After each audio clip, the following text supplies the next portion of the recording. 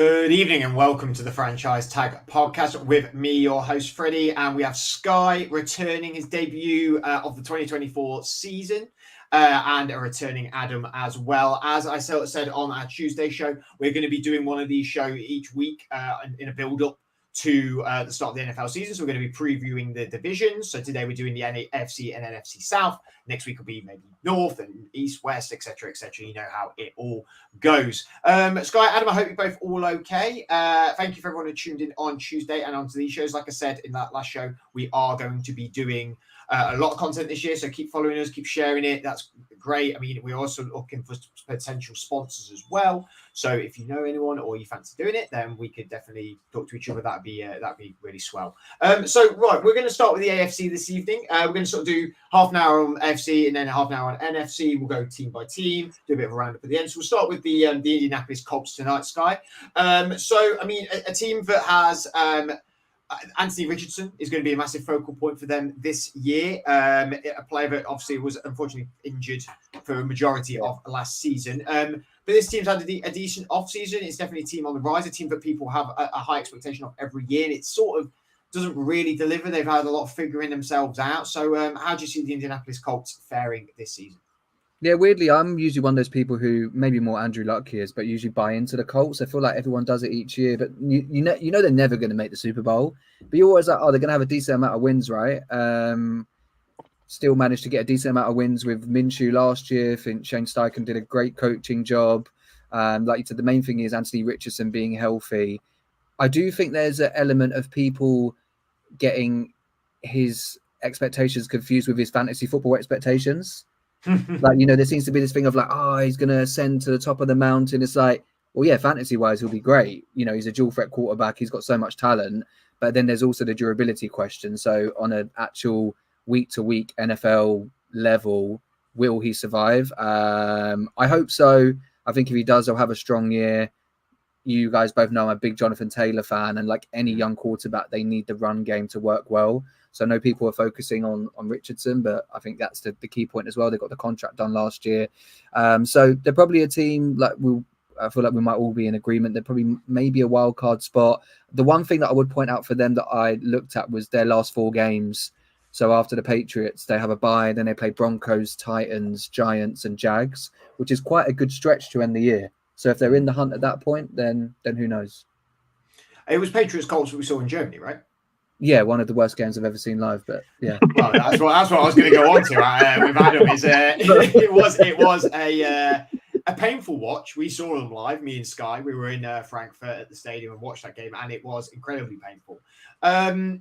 Is that the issue with this team? Is a bit of consistency? Is trying to get that consistent offense clicking? I mean, their defense always seems to be pretty decent on paper. We always go on about it being really good. It feels like yesterday that we did a pod like, I don't know, it must have been 3 years ago now, where we really hyped up the Colts, saying about how young and good their defense and offense was. And again, season on season, they almost do fall short, don't they? Yeah, we've been saying that for years, haven't we? When it comes to the Colts, it really has been like that. Really good defense just needs something on the offense in order to do it. They're a very consistent team, I think. They're kind of like that 9 and 8. You know exactly what you're going to get from them. It's not going to change. It's going to be around that. When I was going through them, my main takeaway was already a good team, still a good team. It's really dependent on Anthony Richardson, and if he can sort of like push on that level, if he stays fit, then I think they could do really well. When I knew we were going to do these previews, I kind of went at the end of it. I kind of had like a ceiling and a floor as to what I think they're going to do. So I think if everything goes amazingly well for them, I think 11 wins is about as high as they're probably going to go. Yeah. And if they struggle a bit, I still think they're going to get 9 wins. I think they're one of them teams that can do that because the defense is so good. Also, great addition. They brought Joe Flacco in. If it all goes wrong with Richardson, we saw what Flacco could do with the Browns last year. He could do the same again here. So that keeps it going. Love Latu, favourite edge in the whole of the draft class. So, yeah, I think he's going to be a great addition for them as well. And, I think the problem with the Colts is I feel like it's the same every season. I feel like I'm not really saying much different to what, as we were saying, we've said over the last 4 years. And do I think they're going to win the whole thing? No. Do I think they're going to be a playoff team? Probably. And that's about it, really. It's like it'd be nice to see them really sort of kick on, but I think they're one of them teams that's just stuck in the middle at the moment. I mean, Latu potentially could be, well, is in the shortlist probably for going to be Defensive Rookie of the Year. People are talking about that already, but we're just going to have to see how he plays. But I'm really excited to see him coming for the Colts, and he'll be a heck of a hedge rusher. He was fantastic in college as well. Let's move on to the Houston Texans, who have a quarterback that, in mine and Sky's opinion, was robbed of the MVP award last season. CJ Stroud, who really jumped onto the scene, but burst onto the scene, as Micah Richards would say, Adam. I mean, we said burst on the scene, but you and Andrew argued, well, we watched him at college. He was always going to be really good, but they've brought in Stephon Diggs, which is a huge addition to this offense. They've been building as well on the defense as well, and D'Amico Ryans, obviously a defensive-minded head coach. Have the Texans now tipped into a good team, into maybe potentially a great team? Yeah, I think they've got a better and deeper squad now than what they had, and that's the thing that will probably tip them over from a good team to a really, really good team that can really do something here. The coaching has pretty much stayed the same. You've got the same head coach in there, which is great. They went 10-7 last year, which wasn't bad for them. I think they'll probably do better than that. My ceiling for them is 12. I think if everything goes right, they can do that. They have had a lot of guys that have gone, but no one that I would really say is like awful to lose. And then they've brought in some really good guys. You know, Joe Mixon has come into a running back room that kind of needed a little bit more in it. As you said, Stephon Diggs has come in. I think that'd be great. Danielle Hunter on the edge again, another one that's going to be really good. They didn't do anything that I would say was amazing in the draft, but I think they kind of, again, it was more about depth for them in the draft. And yeah, just a much stronger squad that I think is, even if they do get a few injuries, they're still going to be a team that is going to be up there, and I believe favourites to win the division. And I would be surprised if they didn't at the moment. Yeah, I think injuries are like the big thing. I think this squad stays healthy for the full season. I truly believe this could be a Super Bowl team. It could be a team that could go and have a really good push in it. I mean, I don't think they're beating the Chiefs, but I could see an AFC Championship with Texans v the Chiefs. That's how I feel about them. I think they've really reinforced. Sky, do you sort of agree or disagree with that? Adam's very much they're the favourites. They could be 12 wins. Yeah. You know, do you agree that they have reinforced? Yeah, I agree. And I mean, it's only a nitpicky thing. I had them at 10 or 11 wins just because this division every year seems to be like randomly the bottom feeder will then beat the top spot. But that's just the AFC South in a nutshell. But yeah, I think Texans favourite, 10 or 11 wins. I think weirdly, again, it depends on, how effective Joe Mixon's going to be in the run game. How much juice has he got left in the tank? Like you said, Danielle Hunter, Adam touched upon, he's a difference maker on the edge. So, yeah, really like their chances. And Fred probably read my notes because I had them down as maybe a Cincinnati Bengals type. We saw their young promise, and then they got to a Super Bowl a lot earlier than people expected. And I think with the additions the Texans have made, as long as they keep Stephon Diggs' ego in check, then things could go well for them. I think it kind of suits, though, doesn't it? You would expect him to kind of not do anything crazy because it's like, it's his first year, new team.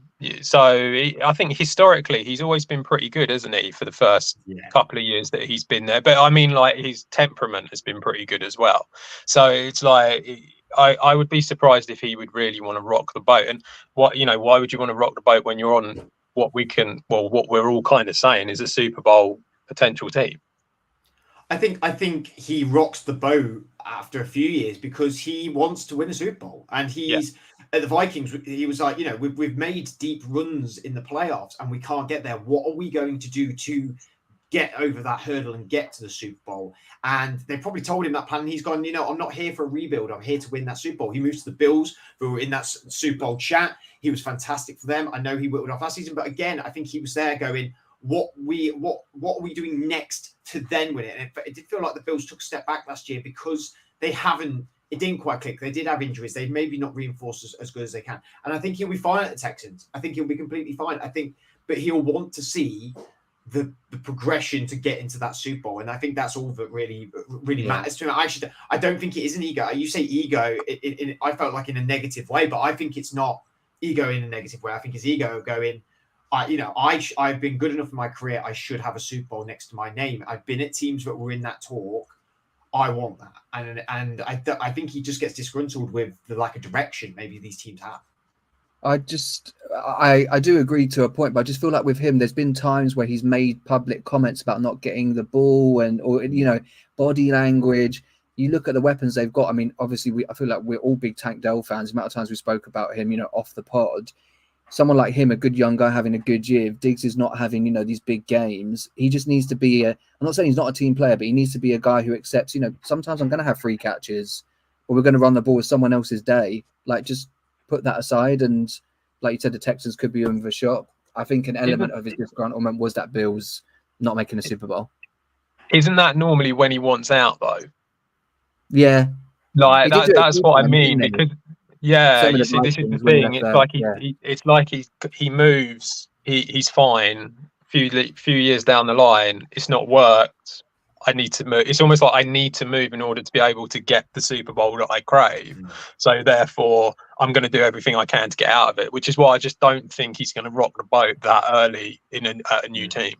I hope you're both right. Because the Vikings, when he left, people forget. Like they, I know it was Case Keenum, but they weren't far off a Super Bowl. Yeah. And then he went to Buffalo and Josh Allen wasn't the guy he is now. And again, it's like, it almost feels like maybe is he leaving a year too early each time. But let's see. Right, let's move on to the Jacksonville Jaguars, next team, obviously Sky, but we have seen a lot of over in the UK and we'll continue to see a lot of. We have a really great relationship with the Jags team as well. Always thankful for any time we get with any of their players, and all the players we've always talked to have always been fantastic. But this is a team, as he runs off and I'm asking him a question, and he comes back. I did hear the doorbell, so maybe that was quick, wasn't it? I feel like that was, imagine that in a 40-yard dash. That would have been a combine record setter.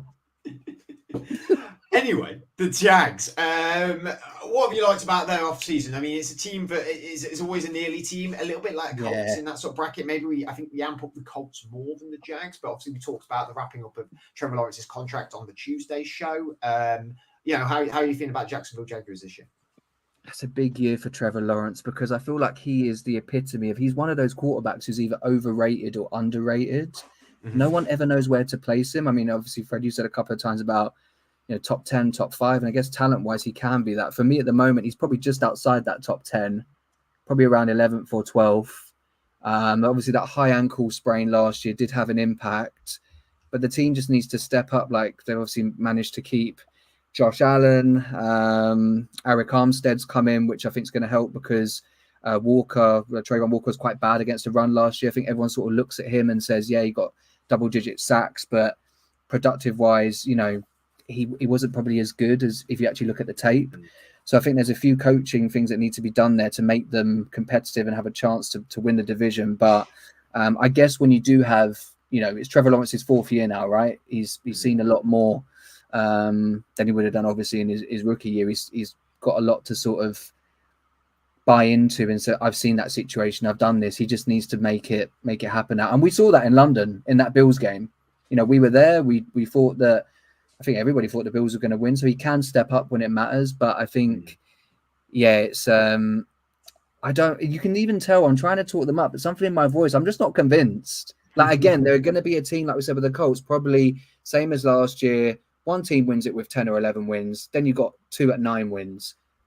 The Texans and Colts, the Texans have a Super Bowl chance. The Jags and the Colts could be playoff teams, but I just don't see them going all the way. But that's not a bad thing.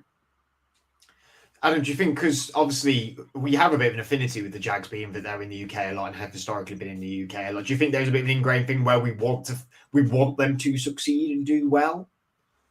Yeah, I think they are everyone over here's second team, I suppose, is probably the nice way of putting it. I don't know. I think a lot of people would like to see them do well because they do come over here all the time. I do worry for them. I have to say, I feel like their window, they had a very little brief window where it felt like they could really push on and do something, and CJ Stroud kind of slammed that pretty quickly shut, and that was the end of it. When it comes to them in general, I just felt they were very average last year, which, you know, they went 9-8, so I suppose that kind of makes sense for average. Last 5 games they went 1-4. That's a bit of a concern, because normally, in the same way, going 4-1's good, 1-4 is not good, and it's you know, you've got the same coach there, same quarterback. They've made a few changes. I worry for them, that defense. Josh Allen, signing him again, great. Bringing in Eric Armstead again, great. Safety, they lost Rashawn Jenkins. That's at safety. I think that's a big issue for them. They brought in Darnell Savage. As a Packers fan, I can tell you that Darnell Savage is not amazing. So that's a bit of concern. And they didn't really look at it in the draft, so that's a bit of a concern for them. I think they might drop off a little bit again. I'm not sold on Trevor Lawrence. We spoke about him. I'm not 100% in on him. I think he will. I think he could do well. I think maybe it's just not really worked yet, and I think it could be another year of not doing a lot, I'm afraid. We will have to apologise. Well, you two have to apologise, because it is Josh Hines Allen now. Obviously, he has changed his name, which we are huge fans of. Josh Hines Allen. He was great when we chatted to him. He was such fun. He's such an amazing player. I think you're right about that small window. At one point, you know, you had Davis Mills, Ryan Tannehill, and Matt Ryan as your other quarterbacks in that division, and it was very much. And you've got to take advantage of it, haven't you? You have to. Hugely. Yeah, hugely. You've got to take. You know, it doesn't get much. It won't get much better than that sometimes within some of these divisions. Let's move on to the last team, the Tennessee Titans. Adam, a team again. I feel like it's a sort of a running theme of this AFC is like a team that you think is going to do well sometimes as well. Maybe gets. I always feel like I underplay the Titans. I always feel like I don't think they're going to do as good as they usually do, because I just don't sometimes see a spark sometimes. But obviously this year, no Derrick Henry. Obviously a huge miss for the team. Where do you see this? This is a big transition. It's going to be Will Levis's full year starting, we assume. So it's going to be a big year for the Titans. Yeah, I think transition's the right word for them. Mike Vrabel's gone as well, of course. So you've got Brian Callahan in at head coach. They got to win some away games. They went 1-7 away last year. That needs sorting out. But yeah, Ryan Tannehill's gone. Will Levis is the main guy. Derrick Henry's gone. You got some good players like Terrell Edmonds, Sean Murphy-Bunting. They've gone as well. When you look at who they brought in, obviously L'Jarius Sneed, great addition for them at corner, and Awuzie as well at corner. I think that's another one who's going to do really well for them. Calvin Ridley, so you've got yourself an extra wide receiver along with Hopkins. And in the draft, I think they did pretty well in the draft, actually. I thought J.C. Latham was a good pick for them. T'Vondre Sweat is not a bad guy to have as your inside defensive line. You just got to keep him fit. But I think that, you know, as your round 1 and 2 picks, I think it's decent. I think they've made improvements. I just think that there's probably a lack of depth there for them to be able to do anything major. They went 6-11 last year. I think 8 is probably a good season. If they can get 8 wins this year, I think they've done well. They're not in it for the win this year, like as in to win the division. It's not. I don't think it's gonna be able to be done. So that they've got to look at it as though it's the first year under a brand new head coach. I know Levis played last year, but I think you've got to look at him as though, like, you know, first opportunity for the whole season as your quarterback. And, you know, you've got some good weapons there. So I think that they can do something. I just think that it's probably transition time for them. Scott, do you think it's sort of, or do you think there's a lot of pressure for Will Levis on this season? Because he was decent last year. You have to admit he was a lot better than I think people thought he was going to be. Yeah, it was, and I think we were all happy for him in a way, considering what had happened on the draft night. It was nice to see. I think there's because there is no Mike Vrabel, and because there's no Derrick Henry, and it's a small market. You know, in terms that people forget about that. Like, you know, the Titans. It's not if he was a quarterback in New York, you've one and done season wise, even if you're not to blame. So I think he's in a good spot to develop. How does Daniel Jones survive then? Yeah, I don't. Well, I guess it helps when the owner, for some reason, I don't know, he's got shares in him. Can you have shares in people now?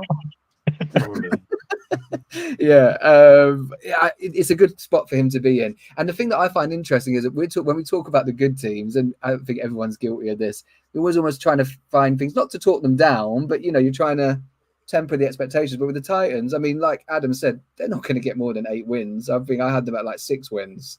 We're trying to look at the positives, and the positives for me are, I think a lot of people have focused on the money they spent on Calvin Ridley's contract, but he's a good player. That's exactly what a young quarterback needs, is a reliable receiver. Tony Pollard, yes, he had a bad year in Dallas, but as a replacement, I mean, no one's going to come in and replace Derrick Henry. So talent-wise, it's not a bad guy to bring in. The corners Adam spoke about, they've also got Jarvis Brownlee from what I saw at Louisville, a good young corner. So they could be a typical Titans team that would be, defensively solid. They're going to keep them in games, but realistically, when they play the better teams, they might lose a lot of games by, say, 1 score and finish the year 6-11. But I think they'll be competitive, and I think they're putting building blocks in place for, as you both said, a transition season. Right. Well, yeah, I mean, I've got their floor as 5. It could if it goes wrong, it could really go wrong, sort of thing. And so they could really struggle. But they definitely, like I say, it's transition for them. Well, let's round out off the division, the AFC South. So what do we think? We're thinking Texans top, probably 12-11 wins. Yeah, I think Texans. I think 12's a good number for them. I mean, they what was it? They went 10-7, didn't they, last year? So I think that 12 is certainly what they can do. I think the Colts, myself, I reckon 2nd place, Jags 3rd, and then finally the Titans last for me. Texans first, but not more than 12 wins, 10 or 11. Do you know what? I wish I had a coin to flip between the Colts and the Jags. It is a bit like that with them. It really is. It's like they're both have the potential. It really depends. If you end up with injuries, if you don't, if you end up sort of like everything going right, then ceiling they're pretty close, and floor they're probably pretty close as well.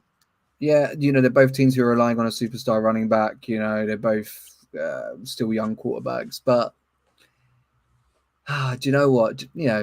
The Colts put up banners when they don't even win championships, so they'll come 3rd. The Jags will come 2nd. So, I'll go Texans, Jags, Colts, and Titans holding the rest up.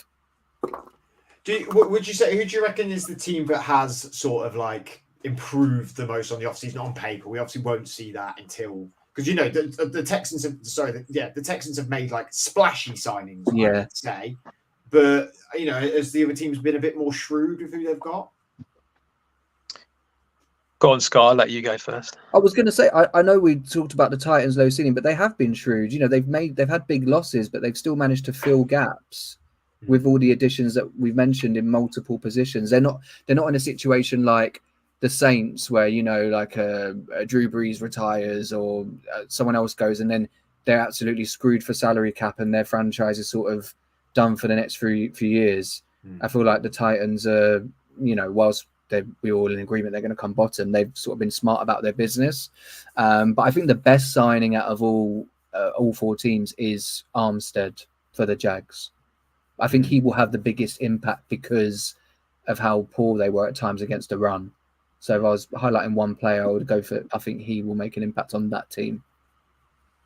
Well, I do think the Titans have done well. I would say the Texans myself. I think the Texans have probably bought in. I know they are splashy signings, but it's almost like you're at that point where you're nearly there anyway. So you just need to make the splashy signings in order to make the difference. So for me, it's definitely the Texans.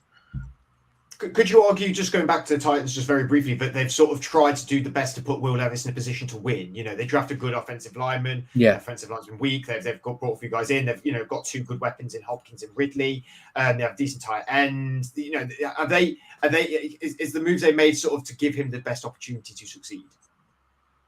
Yeah, I think they're pretty solid, aren't they? When you look, like you say, them guys that they've brought in, they have lost players, but they have also it's a whole different sort of mentality with the Titans. I think, with the whole Vrabel, Derrick Henry run the ball all the time has now gone. You've now got yourself a head coach who likes to throw the ball. You've got Will Levis, who's good at that as well. And so you need to bring in them sort of weapons. So Hopkins, Ridley, you would expect to see them get more of the ball than what they would have done under Vrabel and if they had Derrick Henry. So I think they have given him that opportunity.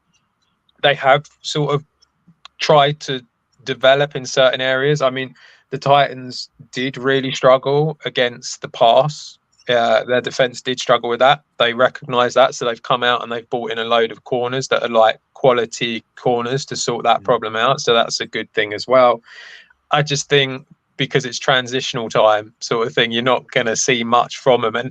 And it all needs to gel. That's the other thing with these other teams, especially the Texans. It's all it's just the same as, but with a bit more. Whereas for the Titans, it is very much like a lot has changed. And so it needs to just gel for them. Oh, well, that'll round up the AFC on that side of it. So we'll jump now over to the NFC side of things. I'm just writing the timestamp down just because I have a fun fact for the NFC South while you do that. Are you ready? What is your fun fact? If the NFC South winner doesn't get 10 wins this season, it will be the first time in NFL history that a division's gone 3 straight seasons without a team winning 10 games. I mean, I now feel like people are probably going to tune out of this because this division is pretty... Yeah, you've made this now sound the most boring preview for a division coming up. So well done. Because they're all so competitive against each other and none of them can get to 10 wins because they're so, so battle-hardened from such a strong division.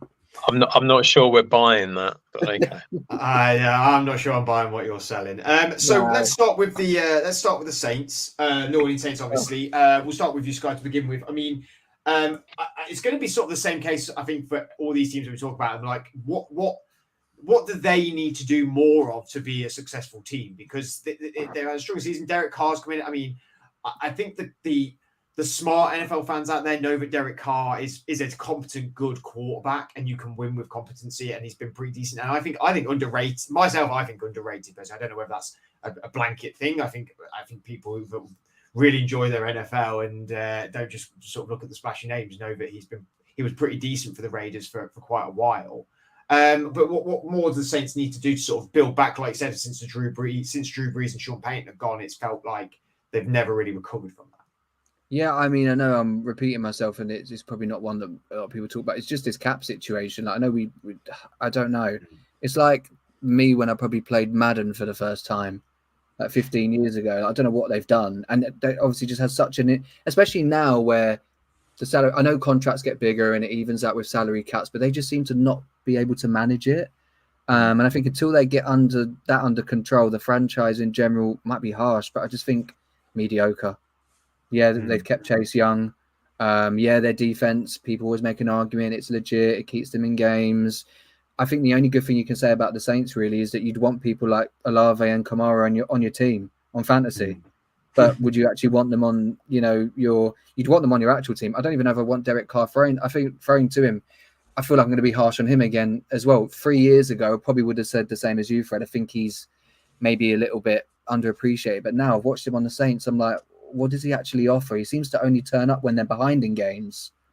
Like he's a quarterback who, I don't know. I feel like he's the one who you could watch on a Thursday night football against a division rival and he might pull out a great performance, but he's not a great quarterback who's going to ever take you to a championship game or a Super Bowl. So really what I'm saying, Saints fans, is don't expect much. Obviously, Dennis Allen took up the mantle, Adam, and has sort of kept that sort of fundamental thing that the Saints always had, where it has been a pretty decent defense a lot of the time. But do you think, how long do you think he can sort of ride that coattail? Because, it might be good if the defense keeps in game, but then if you're not scoring points, I know they've had sort of injury problems as well. I know Kamara can be very in and out. But what does he need to do to sort of make this team like exciting, really? Because it feels drab. It feels like there was a time where Kamara was just so electric, so lightning, and Michael Thomas and players like that, and then it's just sort of gone very downhill. You're asking me the impossible question: how to make the Saints exciting. I really don't know. I can't help you with that one. Nothing's changed. I don't think anything's really changed for them in this offseason, which is kind of a little bit depressing. I think their cap, as Sky said, their cap situation is so bad and it's so all over the place, where they've just gone in and in and in on with Drew Brees, that they're now paying for that, and it's very difficult. The defense will continue to be a top 10 defense, in my opinion. I think they've do very well. They did very well under Peyton. They will continue to do very well. They didn't. I mean, even when you look at what they added, they didn't really add that much. And the only real splashing signing they made was Chase Young. And you sort of think, well, that's your defense, which is already pretty good. So they did bring in Cedric Wilson. I don't think that's going to move the needle that much for the wide receiver core. Again, like, I think Talisa Fawanga, they brought in their first round pick. He will do very well. He's going to be ideal there. And I do like Kool-Aid McKinstry as well at corner. I think their first 2 picks were great. But I just think they're a solid team that's just going to carry on going down this same route. I just don't see anything changing for them. And so because of that, I think they've got a chance to win the division. They really do, because that's how bad the rest of the teams are. I'm going to sell this division to everyone. That's how bad the rest of them are. So it's like they do have a chance. I have their ceiling at 10. I think they could improve a little bit, but the floor is 7, and you're gonna hear that quite a lot, I think, for this division. I just think they need to improve the offense. I don't know how they do it. I really don't. And also, Shaheed's already gone down with a hamstring injury, which is concerning, because all hamstring injuries niggle and go on forever, which is a shame. I think it's going to be tough for them to do anything exciting, to be honest. They should have got Tyler Boyd. Sorry, they should have got someone. You know, like these free agents who are about. I know it was someone we didn't talk about when we talk about the Titans, but they just seem to always be one step behind. They're also going to be missing Ryan Ramczyk as well. Like, that's huge for them on the O-line, and to keep Derek Carr upright. Right, we'll move on to like Patriots, Dallas Cowboys, and Baker Mayfield are your 3 favorite subjects on this one.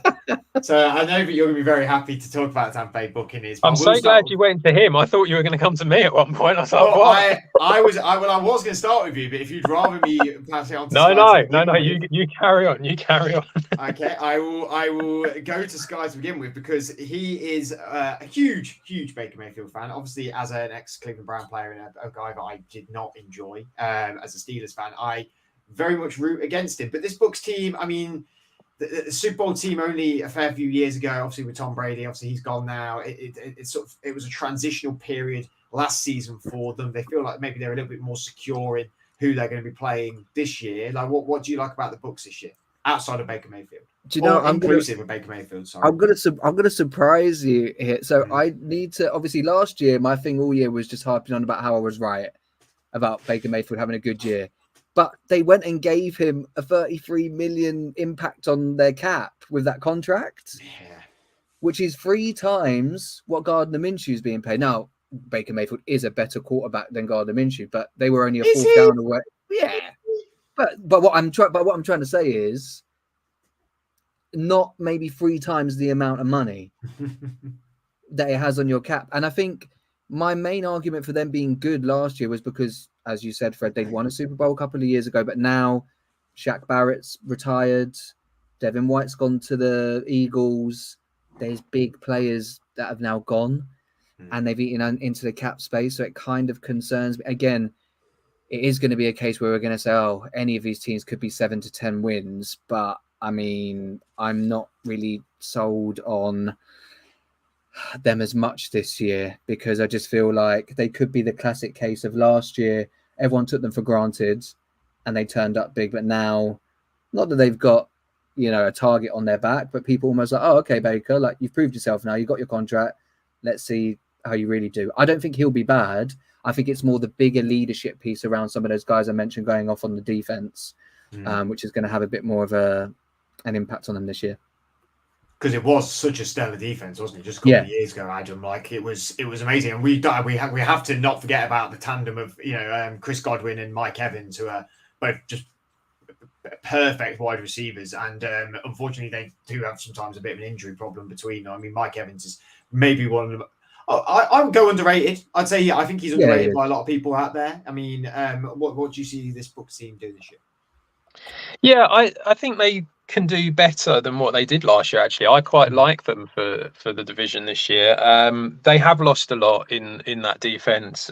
Ryan Neal's gone, Carlton Davis gone, Devin White's gone. That is a decent amount of defensive players that have gone, but they have brought in some guys that aren't too bad.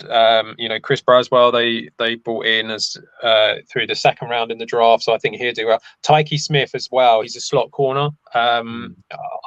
He's down as a safety, but he is a slot corner really. I think he's a great guy from Georgia. He'll do really well for them as well. And they brought in Jordan Whitfield to play safety as well, so I think they'll be okay. I don't think they'll be too bad. I think they're slightly better. I just don't think they're significantly better. So I wouldn't have them going particularly far, but in this division, I think they're capable of winning it. I think they'll do all right. Obviously, Todd Bowles is still there. There is a concern, obviously, with Dave Canellis now going over to the Panthers. Obviously, that's Baker's OC that kind of brought him back to playing a bit better. However, they have replaced him with Liam Cohen, who was at the Rams when Baker was there. So he has worked with him before, and in theory, that should go down quite well. A little one for Andrew. I know he likes me talking about his New York Giants players. Sterling Shepard, of course, has gone to the Bucs. Was his college quarterback was Baker Mayfield. I didn't realize that. Yeah, the Oklahoma Sooners. So I didn't realize that they were together at college. But so he's got him in there as well as a sort of like a number 3 if Shepard can stay fit. No, I was about to say he might see him come back together, but will he actually take the field for the Buccaneers? Is probably and also they brought in a couple of extra weapons for the offense in the draft. Jalen McMillan, I think, looked like a good wide receiver. He was good for Washington certainly, and Bucky Irvin. A lot of hype around Bucky Irvin as well to help Rachaad White out. So I think they'll do okay. I think they're, like I say, I don't think they're amazing, but I think they're a pretty solid team that has got a good chance of winning this division. Right. Well, let's move on to the Atlanta Falcons. So obviously, I think probably made the biggest splash in this division in terms of like signing and stuff like bringing in Kirk Cousins, and obviously we are incredibly excited to see the second season of Bijan Robinson and what more he can do to impact this offense. But Adam, what are you hoping for the Falcons can achieve this year? And they're a team that I don't know what the plan is in a way, with them. Like it always feels like there's a lot missing with this team a lot of the time. Yeah, it is a difficult one, isn't it? Obviously, we've got new head coach, new OC, both coming from the Rams. So, we're the continuation of this Sean McVay tree. So the hope is that they will do okay there. Last year, it was literally like they were good at rush defense and everything else was pretty poor, to be honest. So it's like you can only see improvement because of that. I think they've done okay. I don't. When you look at who they've lost, I don't really feel like they've lost anyone that I would be that concerned about for them. Calais Campbell's gone. He had 62% of the snaps. So obviously, he was out there for quite a bit. But again, I don't feel you could sort of do something with that and be okay. Bud Dupree's gone as well from the edge. So that's they've lost a couple of players there. But I feel like they've kind of really decided to go for the offense. I think they're going to be quite an exciting team to watch. I think that you're going to get a lot of that. Kirk Cousins, they reckon he's going to be fully fit for the start of the season. Got to think he's going to be good for that.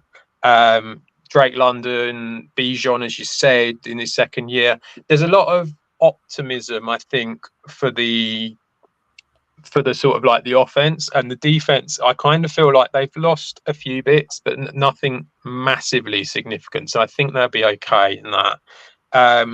I think they're just better because they've got a better coach and a better upgrade at quarterback. Because that was the real problem, wasn't it, for them? Was the quarterback, and so they went 7-10 last year. I think that they're sort of like their height can be 10-7. I think they could go to that. Their draft was odd. I think we've said this before, haven't we? And we were all a bit shocked by it. Michael Penix coming in does. I know a lot of people have come out and said, in hindsight, that but we weren't 100% sure about Cousins if he's going to be fit, and also like we can kind of use Penix as almost like Cousins is there. If you look at the deal, although it's 4 years, it's really only 2, so therefore Penix was sitting there, so we wanted to bring him in. I kind of feel like this is a division that you can win now, and that you should probably be throwing as much as you can. And Rome Odunze was there. And or if you wanted to go defense, all of the best defensive players were there. So you could have done that. And that kind of felt a bit weird. And I didn't really like any of their draft picks, to be honest. I just didn't really see what they were really doing with them. So I wasn't that keen on it. But yeah, I think they're going to fall short to the Bucs, but I think that they're going to be much improved and definitely exciting to watch. One player we've not talked about, Sky, on this team is Kyle Pitts, who's been significantly underwhelming, really, considering the hype he had coming out of college and how high he was drafted. Do you think he's got an opportunity this season to sort of shine like he did at Florida? Yeah, I think this is probably out of many, one of the top players in the whole National Football League in terms of this season being so key for him, because we've had such high expectations, right? If it doesn't happen this year, considering when you've got Algier and Bijan Robinson as your running backs, obviously I hope that Bijan gets the ball in his hands a lot more, but Algier is a good guy to bring in as a 1-2 punch. You got your likes of Drake London. They signed Darnell Mooney. He's a nice addition. There's weapons now around to take double teams away from Pitts, potentially. There's more areas now on that offense where defenses can focus and he can make an impact. So I think he can. I like Kirk Cousins, like Dirty Birds, as their nickname goes.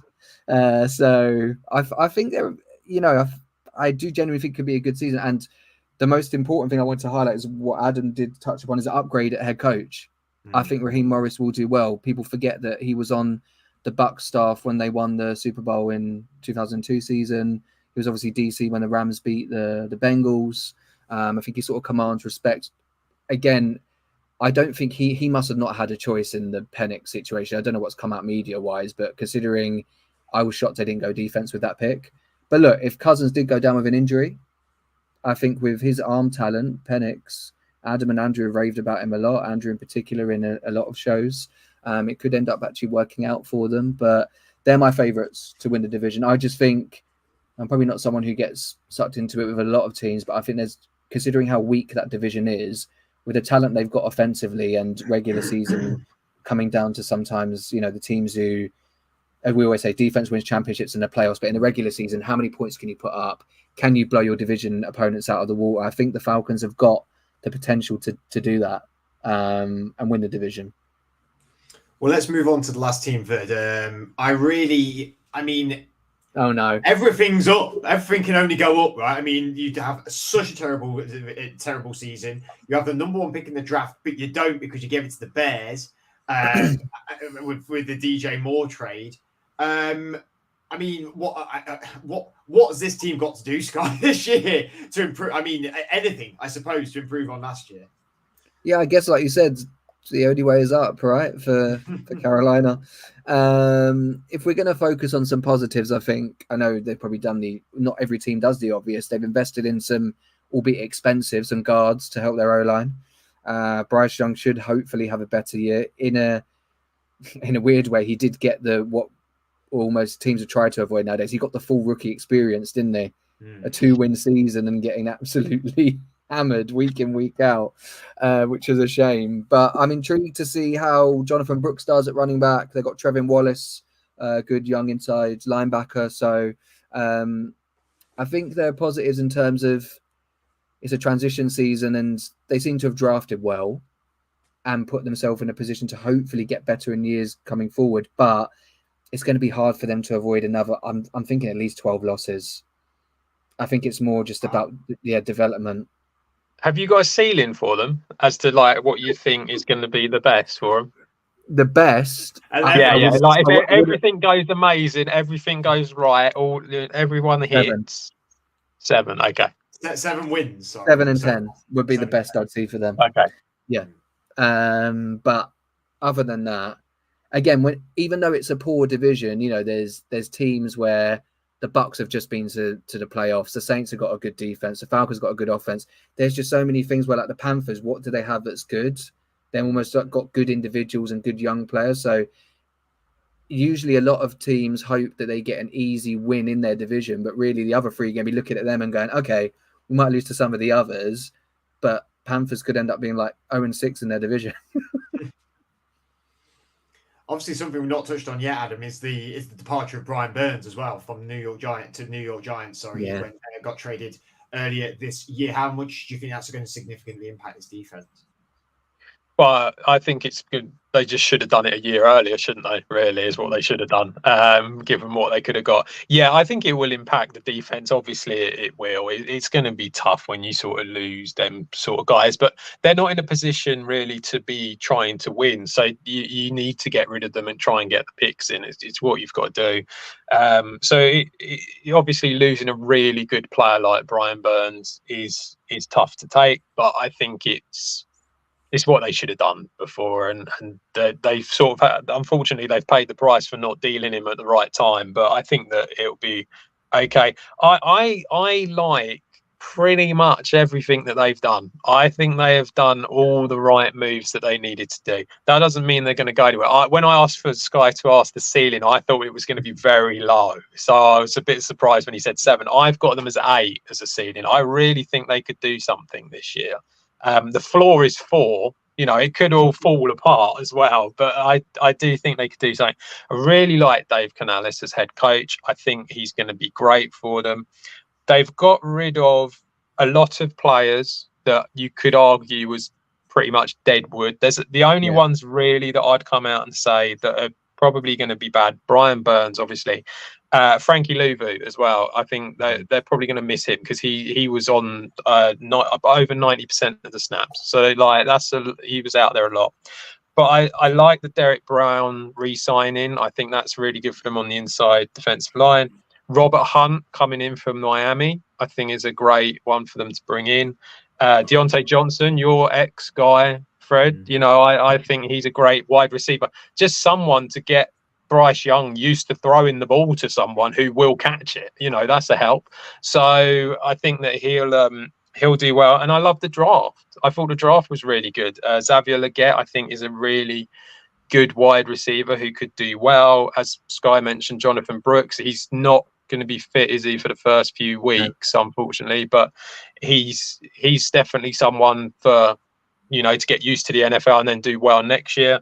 Jatavian Sanders, like the look of him, really athletic tight end as well, and just in general, you know, you've got better coaching, better O-line, better wide receiver. Yeah, I think they've done everything right, but they won't be winning too many games. But like you say, it can only get better. The reason I said 7 was because I had a look and they haven't had over 7 wins since the 2017 season. Okay. When I think they got 11. And I mean, I know obviously completely we're talking 7 years, but when your franchise has been that much in disarray for that long, it's almost like I see them as like 5 and 12, which weirdly is an improvement. Yeah. Yeah.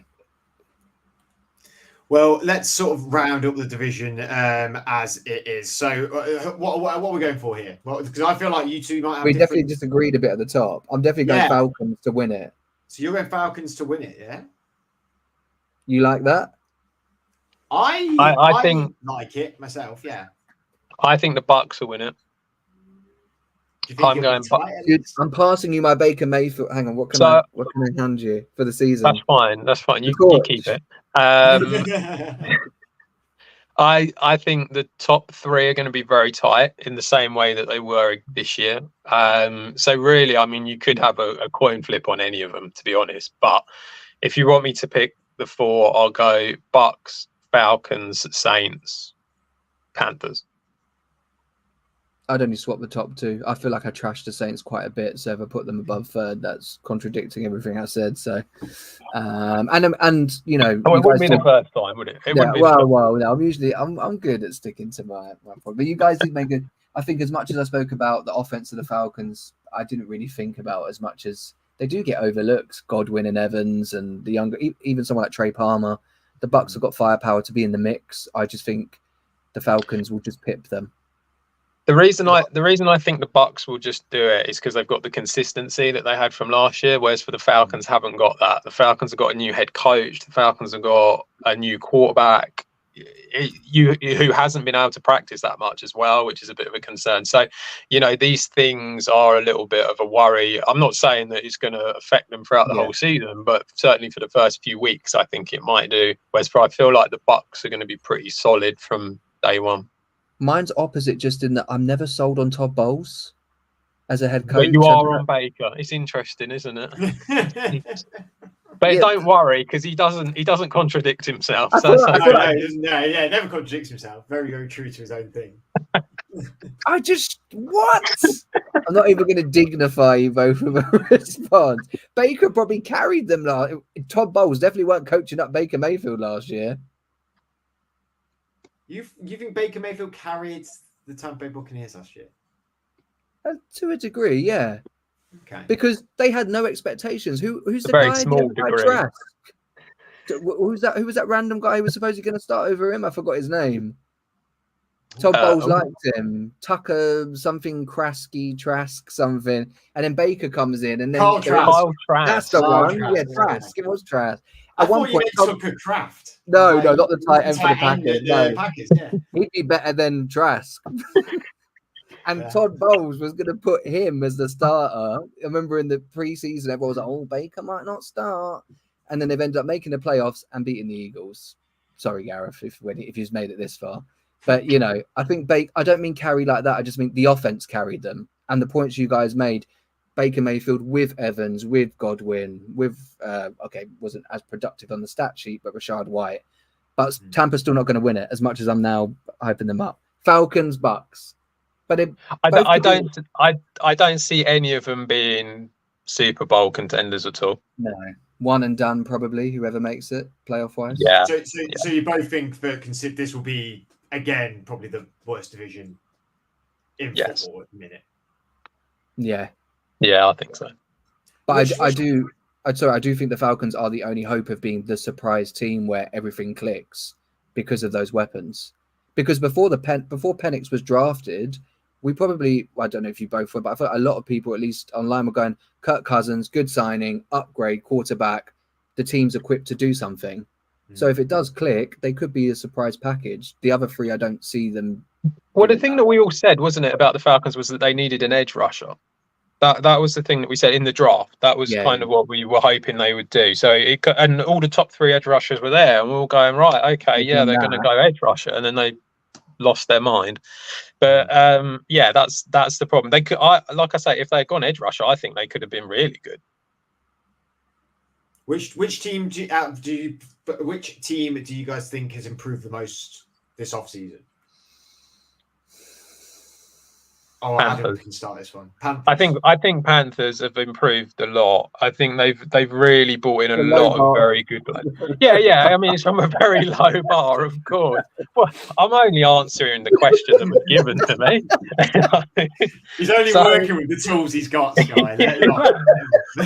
I mean, you know, it was pretty low. I think they'll do better. So, yeah, I think them. I don't think the Bucks have done much, really. I think they're pretty solid as they are. I don't think the Saints have done that much. The Falcons, they brought in Cousins, so it'll improve them. But the Panthers, I think they could be a completely different team this year.